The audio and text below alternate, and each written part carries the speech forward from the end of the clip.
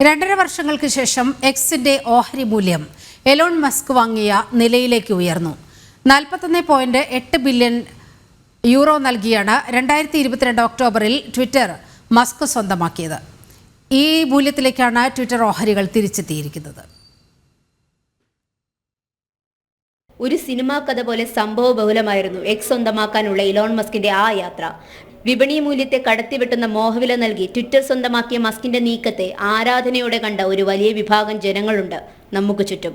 ട്വിറ്ററിന് അടുത്ത കാലത്ത് എങ്ങും എത്താൻ കഴിയാത്ത വിപണി മൂല്യം മസ്ക് ഓഫർ ചെയ്തതോടെ മറ്റ് ഓഹരി ഉടമകൾ വിൽക്കാൻ സമ്മർദ്ദം ചെലുത്തിയതിനെ തുടർന്നാണ് ട്വിറ്റർ മസ്കിന് സ്വന്തമാകുന്നത്. മസ്കിന്റെ ഈ വിജയത്തിലേക്കുള്ള യാത്ര കേൾക്കും പോലെ എളുപ്പമായിരുന്നില്ല.